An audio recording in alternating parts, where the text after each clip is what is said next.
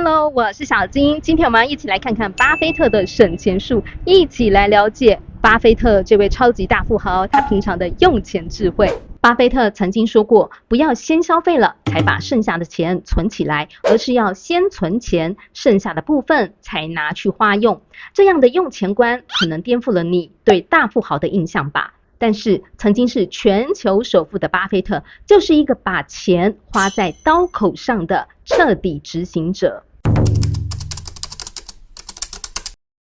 话说有一次，巴菲特与比尔盖茨到香港去出差，两个人决定去麦当劳吃午餐。巴菲特说要请客，大富豪要请麦当劳，这笔费用对他们来讲根本就没有什么感觉。但是接着比尔盖茨却看到巴菲特从口袋里掏出的竟然是折价券耶！原来巴菲特也会搜集折价券来享受优惠呀，这应该是让同为富豪的比尔盖茨感到吃惊的地方吧。之前巴菲特把好朋友比尔盖茨挤下世界首富的宝座时，巴菲特就对记者说过，为什么我可以超越比尔盖茨，就是因为我花的少，这是对我的节俭的一种奖赏。巴菲特觉得使用优惠券可以减少支出，而省下来的钱可以拿来做其他的投资财务规划，可以省钱的机会，巴菲特绝对不放过。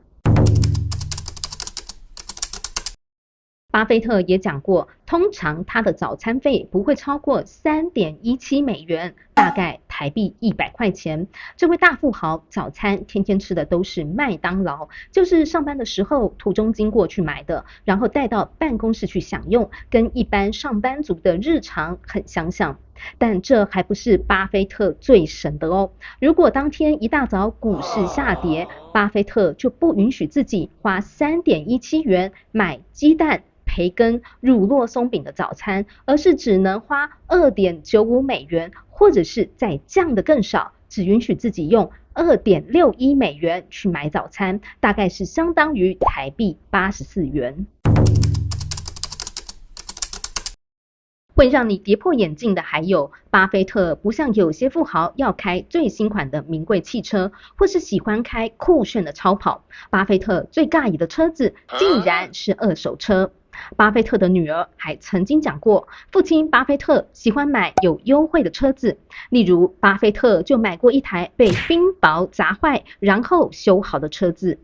巴菲特的想法就是，新车子买来，其实前面几年就会快速贬值，而车子对他来说只是一个代步工具，还不如把钱省下来拿去做投资，还可以赚到更多。因此，购买车辆状况还很好的二手车，绝对是比较划算的。而且尽管是二手车，巴菲特也都开很久，让一台车的价值发挥到最大。甚至奉行节俭的巴菲特还曾经把节俭的 Thrifty 这个字当作是他的车牌号码呢。身价有1300亿美元的巴菲特，并没有像别的富豪可能会一直购入更为大间、更加富丽堂皇的房子。巴菲特反而是在现在的房子一住就66年了。巴菲特他在内布拉斯加州奥马哈的住家是在1958年就买下的。这个2层楼的房子当年是花了31500美元购买的，大约是台币100万元。他在给股东的信中曾表示过，买房子是他做过第3好的投资。那大家也都很纳闷，为什么巴菲特怎么没有多买一些房子呢？结果巴菲特说，如果买了6栋或者是8栋房子，日子其实会更糟糕，因为他已经拥有了所有想要的一切，不用再更多了。巴菲特认为到达一定的程度之后，就算拥有更多，也不会让生命有什么不同。而这个住很久的老房子，巴菲特给他做过翻修，但是巴菲特并没有想要换个地方住，他认为住在远离华尔街的地方，才可以静下心来，好好的思考，做出判断。但如果是住在华尔街，当别人恐慌的时候，你也会跟着恐慌；当别人贪婪的时候，你也会跟着贪婪。巴菲特觉得这样反而很难甩开群体的影响力不像很多人都会使用信用卡来支付消费，巴菲特都是用现金来付钱的。他认为这样可以比较好的去管理支出，避免发生超支的情形或产生了高额的利息债务。巴菲特曾说，如果他用信用卡的利率去借贷，那他就会破产的。而在购物买东西的时候，巴菲特会考量这个商品是不是耐用，品质好不好，是否具有长久的价值呢？巴菲特他不是只看价格而已，如果东西虽然便宜，但却不能用得久，还变成得要经常更换，那这样长期下来，巴菲特认为可能会造成一笔更大的开销呢。巴菲特更不会冲动购物，他认为如果买了不需要的东西，那你很快就要卖掉你需要的东西了。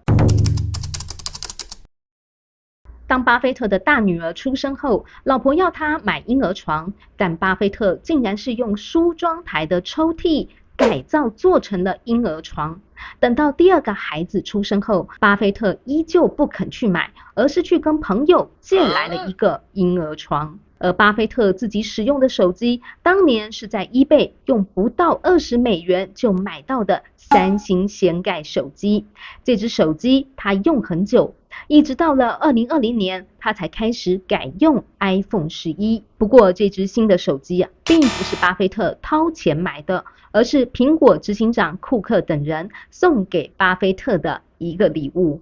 东西能够使用就继续用，不会轻易跟着世界的潮流就去改变或消费。物件就算是二手的，但如果品质还可以使用的，就可以省去一笔开销。这就是巴菲特的真富豪节俭术。即使他不断在开源赚钱了，但仍然同步努力在做节流省钱的动作。你以为他这样很抠门吗？但巴菲特在2024年又捐赠了53亿美元股票，大约台币1700多亿给5家慈善机构。而在这之前，巴菲特的捐款更已经累计到510亿美元了。所以你也可以说，巴菲特把省下来的钱用在更多可以帮助别人的地方。